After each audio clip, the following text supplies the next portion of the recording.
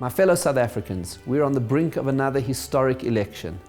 And after 22 years of freedom and democracy, we can all take great pride in the accomplishment of the fact that democracy is part of the very rhythm of life here in South Africa. And as we go to exercise this vote, we shouldn't take it for granted.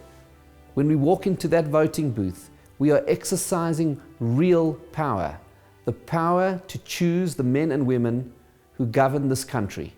And when we exercise power, we need to do so with real integrity and consideration, and not just to vote in a knee-jerk fashion by affiliating to a particular party because that's how we've always voted. We need to give real thought to how we intend to cast this vote, and we need guidance. And where do we turn to for guidance? We can look in the Torah, in the Bible.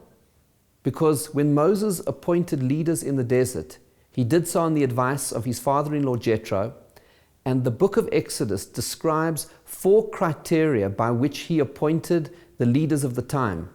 And we can use those exact 4 criteria mentioned in the Bible for how we cast our vote. Firstly, it says, Anshe Chayil, people of ability.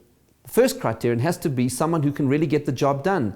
There is so much challenge in ensuring that our cities and towns are governed properly. We need to find people of ability who are able to do the job. And then it says, Yirei Elokim, people who fear God, and that means with real integrity, who do the right thing, not because they're afraid of getting caught, but because it's the right thing and that they know that one day they'll have to answer before God for the right and wrong in which they do, and also people of compassion, because the Talmud teaches us that God is a God of compassion, and so too, if we truly fear God, we must be people of compassion exactly like God. Anshe Emet, people of truth, people of real integrity who would never tell a lie and will be honest with us as the voters and the people of this country.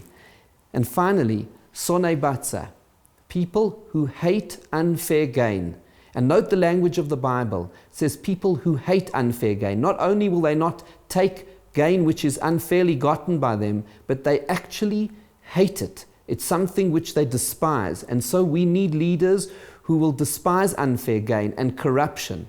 Leaders who are people of integrity, of strength, of ability, who fear God.